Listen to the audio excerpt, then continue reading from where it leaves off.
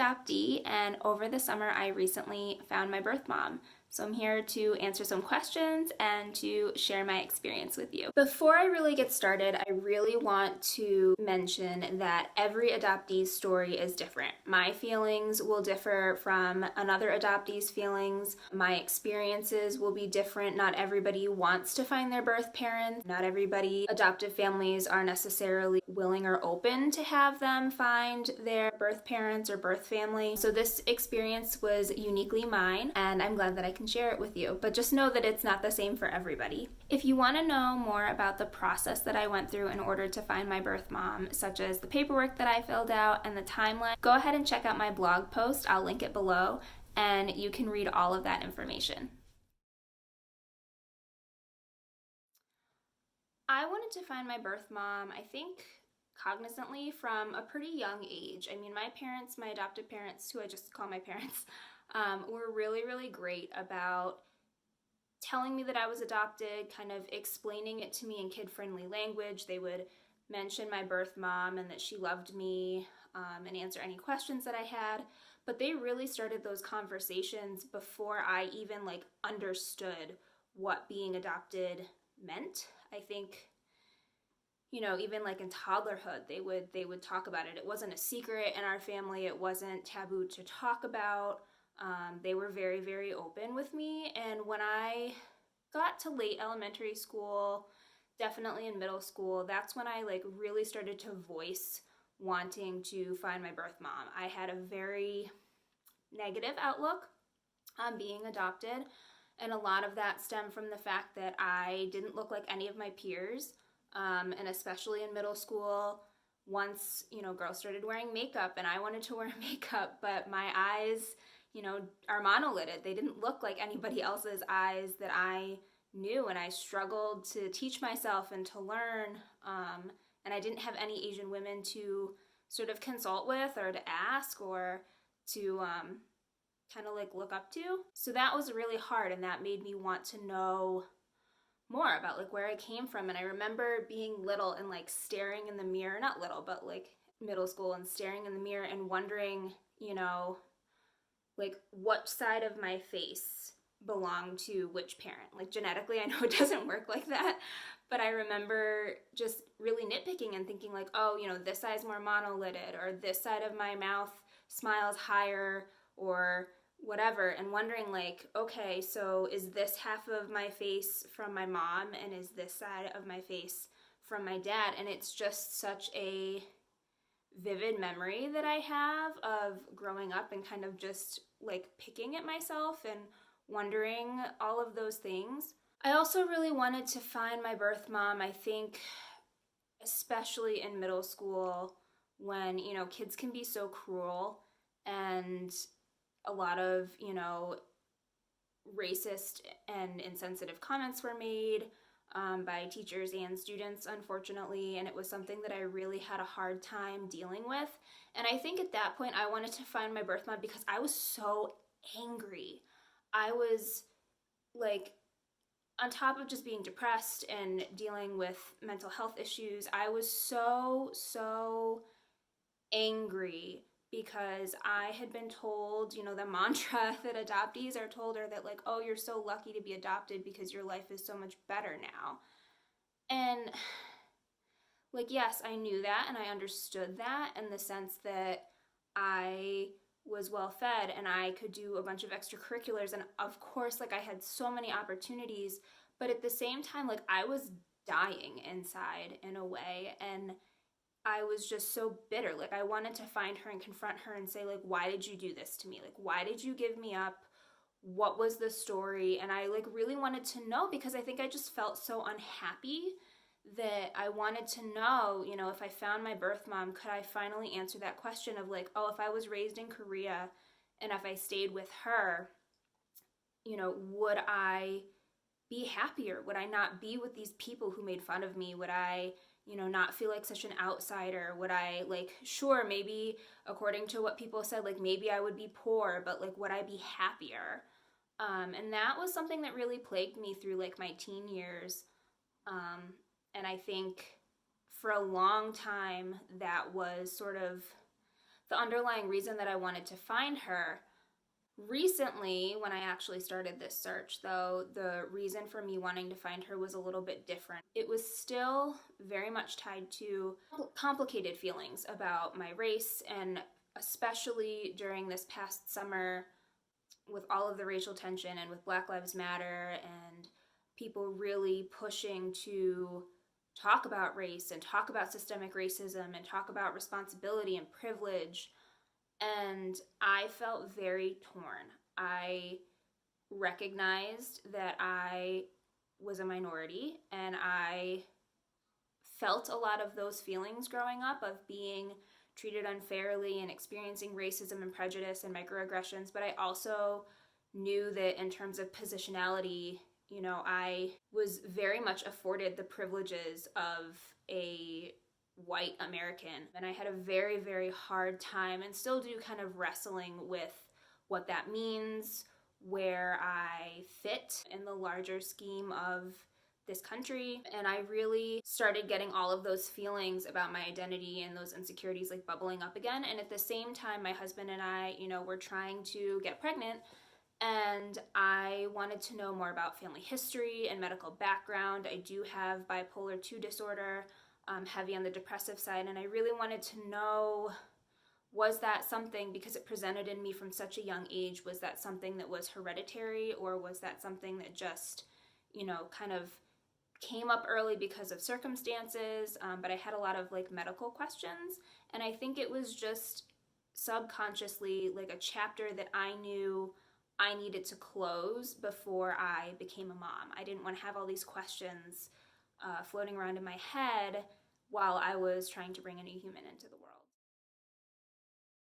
I did not ask my mom in my initial letter why she put me up for adoption. I guess I kind of assumed that if communication continued between the two of us, that that would be information I would get. I also wanted to have open lines of communication with her, and I didn't want to be accusatory in a letter and have that be her first impression of me, and then not want to continue that relationship. So I really tried to keep my initial letter very friendly and very open, and just say, you know, this is me, this is my story, I was adopted by these people, this is, you know, kind of how I grew up, and a little bit about my life, in the hopes that she would reciprocate. She did answer the question in her letter that she wrote back. I got a PDF of a handwritten letter in Korean, and I don't speak or read Korean, so it took a while. We have a family friend who was kind enough to translate it for me the best that she could. And in this letter, it told the story of not only sort of my mom's life from her relationship before her relationship with my father, but it also told of sort of my adoption story.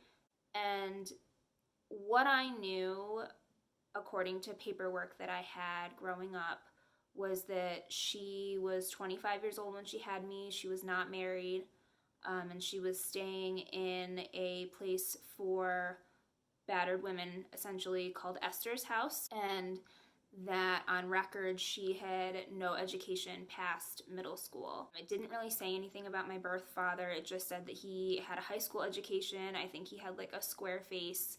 I got his height, and that was pretty much it.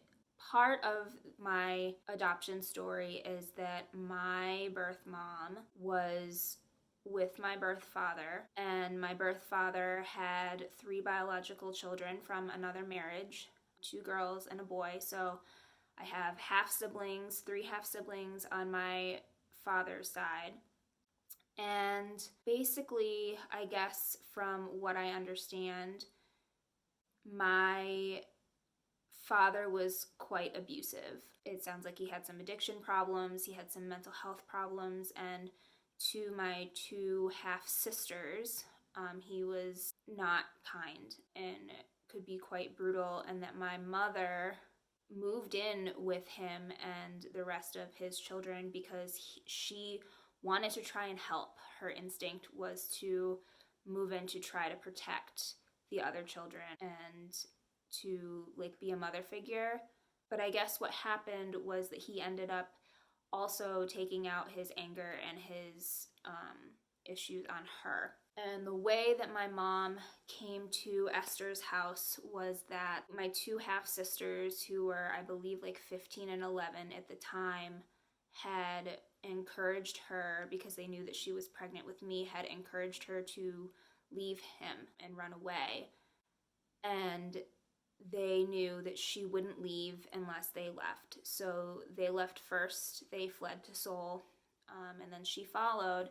And that's how she ended up at Esther's house. And they gave her a place to stay. But apparently, according to her letter, the condition was that if she wanted to stay there, she had to put me up for adoption.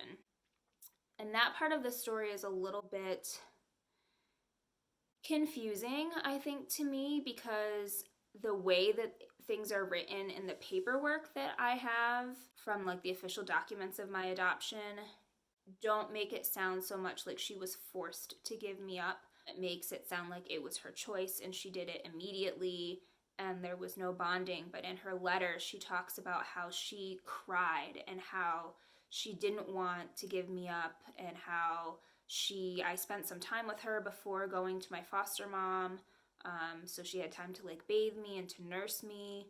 So that's still a part of the story that, if I think about it too much, doesn't sit too well, because if her version is the accurate version, then it brings up a lot of feelings about the fact that like it really wasn't her choice and that she was sort of forced to put me up. But I also know that, perceptions can be different, and maybe that's how she perceived the situation, but that's not 100% accurate. But I'm just not really sure. There have been a lot of surprising things that have come out from my birth mother's letter to me. I think the first surprising thing is that I have 7 half siblings. I have 6 currently living half siblings and 1 half brother whom my birth mom had before me and whom she lost. The letter just says that it was in an accident.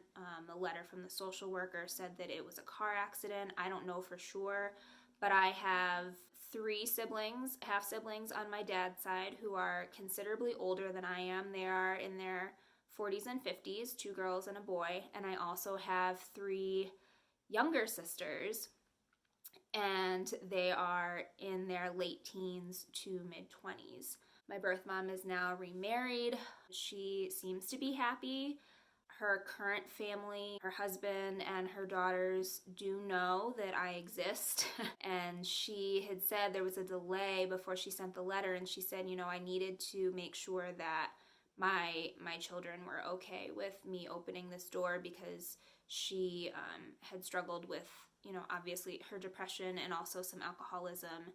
And she wanted to make sure with them that, they felt that she was stable enough, and they were comfortable with her kind of opening this line of communication with me.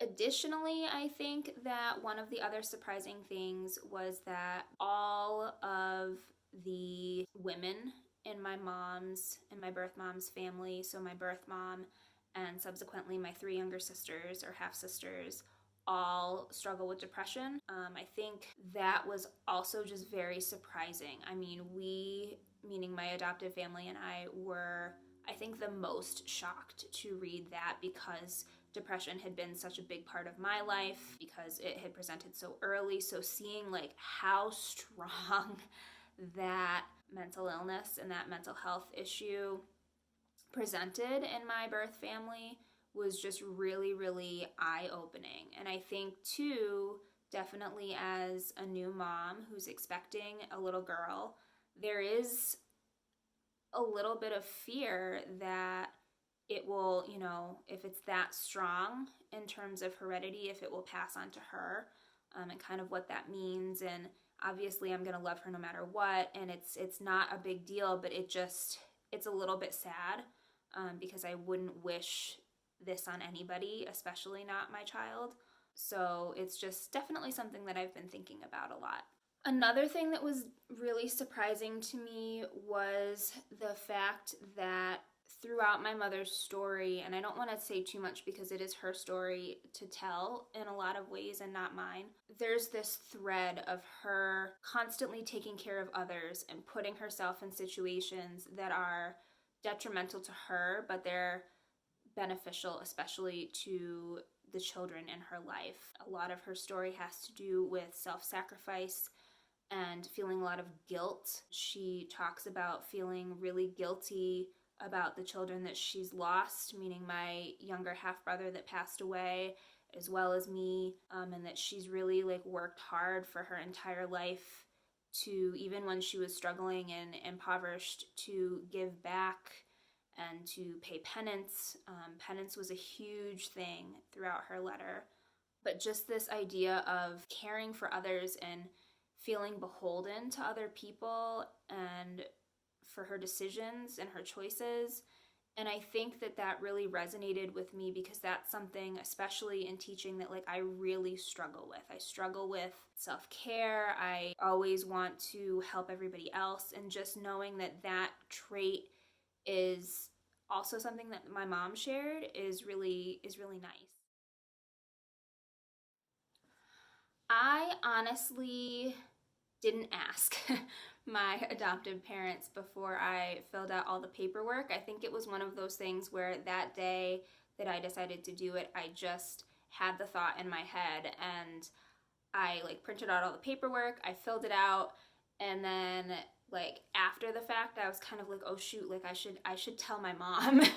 I should tell my parents that I did this. So I called my mom, and she and I had already been talking like the couple weeks prior about my adoption and about my experiences growing up and feelings and comments, even with my family, that sometimes bothered me about my adoption. And so I feel like when I told her, like, oh, by the way, I just wanted to let you know I filled out this paperwork, and I like am not expecting anything to come from it, but I'm starting the search to find my birth mom. I don't think she was surprised. I think that she, I don't know if it's mom's intuition or whatnot, but I think that she knew. And she was just kind of like, okay, you know, like, let me know how it goes. Let me know if you need anything. Like, I'll tell your dad. That's kind of how we do things in my family. I'll call my mom and then she'll fill my dad in. But it was like a very nonchalant, like, hey, heads up, this is what I did this afternoon. Thought I should loop you in. When I actually found my birth mom and when information started coming in from the social worker who was handling my case, I would update my parents every sort of step of the way, and they were very supportive. I think in a lot of ways they were as curious as I was, because we had all been under the impression that all of this information was sealed and that I would likely never be able to have access to it. Because back in '89, in the '80s, and prior to that, and a little while after, in Korea, most adoptions were closed, and whether there was or was not some shadiness that went on is unclear as for why everything was kept so secretive. Part of it, from my understanding, is that the family honor code was very strong, and the idea that these women, these mothers, didn't want to be outed for having children perhaps out of wedlock like my mom and putting them up for adoption, that risk was too great. So the secrecy and the closed adoptions were for the protection of the mother. But we were just under the impression that this would not be something that would be successful, to be honest. And I think that's why none of us up until this point had really deeply pursued the search for my birth mom, because I think from what we had heard from everybody in the adoptee community, and through media and things like that when I was growing up, the advice was more like, don't start this process because you're going to be disappointed and it's only going to end in heartache. So for the protection of you and your family and your child and everybody involved, just let it be and kind of move on with your life. I remember when I first called my parents, though, and told them that I had my mom's blood type and they had gotten a hold of her, and she, in that first blip of information that I got, she had talked about how she suffered from depression. And I remember, because that was one of the larger nuggets of information in the short blip that I had gotten from Eastern Social Welfare Society, I remember my mom and I talking, and both of us just saying, like, it makes so much sense.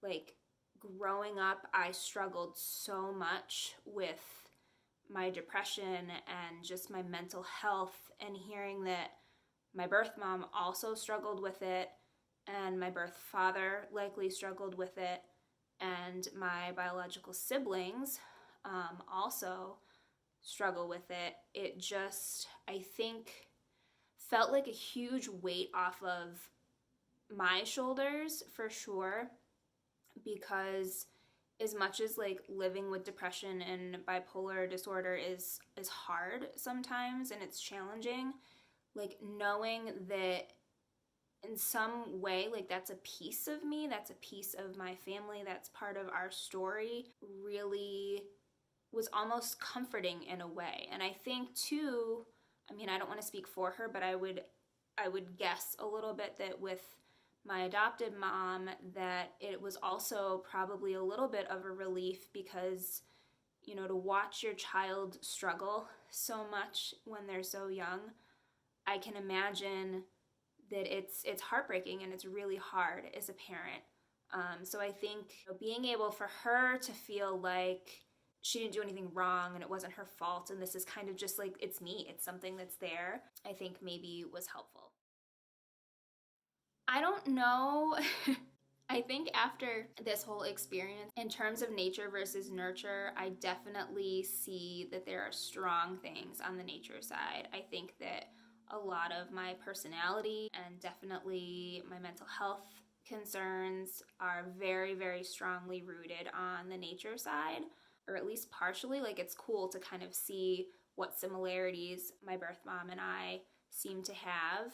And in terms of nurture, I feel like that also plays a part. I don't think that any amount of nurturing would take away my depression. I don't think any amount of nurturing would necessarily change my level of drive or perfectionistic tendencies, or those things that, you know, my adoptive parents are like, we don't know where she got it, like she's just been like that since we've had her. I think there are things that nurture can't change, but I think too, when I think about me and I think about my choices and I think about my values, those I think are solidly from the nurture side. I can trace back, you know, what's important to me because it's important to my mom or my dad, or what I enjoy doing, and things that I like spending time on. Like, I like cooking, I love cooking, and I know that I credit a lot of that to my mom's mom, because we would be in the kitchen from, you know, when I was 3 years old and standing on a stool making chicken paprikash. I was just always cooking with her, and I think that a lot of those interests definitely were from the nurture side. I think becoming a mom has made me really see my adoption from a different perspective. A lot of the blame and a lot of the bitterness around my adoption has dissipated now that I'm expecting. And the reason that I say that is because I can't imagine putting this baby up for adoption. Even if I know that, like, in my heart of hearts, that that would be the best thing for her, if I knew that, like, I couldn't take care of her, if I knew that there were just extenuating circumstances that I was not able to raise her as my own, I can't imagine the pain and the guilt and just the feelings that I would have around needing to do that. And at the same time, I also understand better why she did it if it was her choice, because I do understand that unconditional love, that you would do anything for your child, even if it's the most painful thing in the world for you, but that this is your child and that you do what you think is right, no matter, you know, how much it hurts or how hard it is. Birth mom, of course. I feel like I have to. I mean, it's part of my story. I think that she needs to know that I'm adopted. I think that there definitely will come a time when she's going to ask questions about, you know, hey mom, how come you don't look like grandma and grandpa when dad looks like, Mimi and Poppy or whatever. I think she's going to have those questions, and I don't think that it's right to not be honest with her. I think I'll answer any questions that she has. I also think that it's important for her to know that in some slightly less connected way that she does have family in Korea and she does have roots there, and that that's really important for her.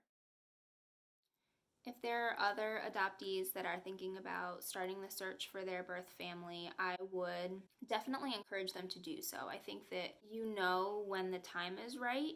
It's something that can't be forced. I think it almost needs to get to a point where you can't ignore it anymore. At least that's the way it was for me. It was to the point where I knew I had to do it. It was kind of an impulsive decision, and that's really important. You can't go into it halfway. You can't go into it being really unsure that you are able and willing to accept whatever might come out of it. Obviously, mine was, I would say, successful in terms of finding my birth mom, but I also know that that's not always the case. I, going into this, had a lot of information about my birth mom that really helped the search move along, and I know that's not the case for all adoptees.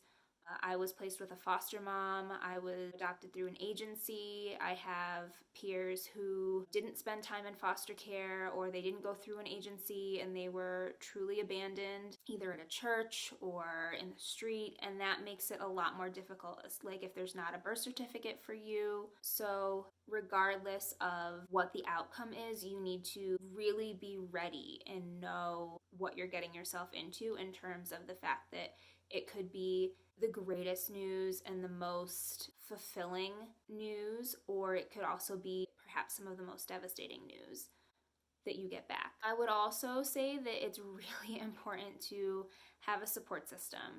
I was very, very lucky in the sense that my adoptive family has been extremely open and extremely receptive to the fact that I not only did this search, but all of the information that has come back. We haven't had conversations about that they feel betrayed or they feel like they're not my parents anymore. Like, none of that has ever been an issue. Having their support and knowing that, regardless of what information I got back, that I have two parents who love me, who will do anything for me, and that are always there, and that they don't regret their decision. That's really important. And at the same time, my husband is also very supportive, and having him be there, just because sometimes I would cry and not know why I was crying, or there are some things that you just can't explain. Like when I first opened the email and the picture of my birth mom was there, it was just tears. I couldn't say anything, but having him there and having him know me so well to understand just the magnitude of that moment, and to know that the right thing to do was say nothing and just kind of hold me as I was like this ball crying on the floor. That's really, really helpful, because it's hard. It brings up so many feelings and it stirs up so many things that you didn't even know. There were definitely days when I was just plagued by certain thoughts, or bothered by certain things, or really wondering, or just really in my head, and I just didn't even expect. There was no way that I could have prepared for it, but just the emotional freight train that hits you throughout the process can be a lot to deal with. So having somebody who's there and who's in your corner and who can kind of pick you up and reassure you of who you are, and that everything is okay, and that you're still loved, all of that is very, very, very important. One of the biggest takeaways from this whole experience has been to have faith. I really went into this not expecting much. I tend to be kind of a glass half empty person with things like this, and I didn't expect to find my birth mom. I didn't expect to hear anything back from anybody. And that was really kind of what made this whole experience so shocking, was that it moved so quickly, and I wasn't expecting any communication whenever I got it. There were times when I remember I got one of the emails and I had just, opened my phone to check my email while some guy was coming to fix our dishwasher, and it had the information about my mom being in an abusive relationship and needing to run away to protect me, and I just had to go to our bedroom and just cry as I left this man in our kitchen fixing our dishwasher. But it was just so unexpected. So I think having faith is a huge takeaway, that people are on your side, they are willing to work. There are people out there like the social worker who handled my case who really are passionate and driven, and they want to help connect you with your family. The other takeaway that I have from this experience is just the incredibleness of the strength of the human spirit. Reading my mom's story and everything that she went through, and knowing my own story and everything that I've been through, and just really thinking about how, as women on opposite sides of the world, 25 years apart, that relationship that we have, in the sense that we've both just overcome so much, and that everything that we really have gone through and everything that we have overcome has been out of an experience that is so full of joy, but also so full of tragedy and trauma, is really moving. I find it very comforting. I find it really nice to know that no matter kind of what happens in life, people are able to pick themselves up and keep going. And even though things can be really, really hard, there's also a lot of beauty in everybody's stories, even though they're all different. Thank you so much for watching. I'm so glad that I got to share my story with you. I hope that whether you are an adoptee or whether you're somebody who's just watching because you were curious, that you learned something new, or maybe something resonated with you. I hope that you follow along at my blog. Check it out. The link is down below. And go ahead and subscribe to the channel because there will be more videos coming your way.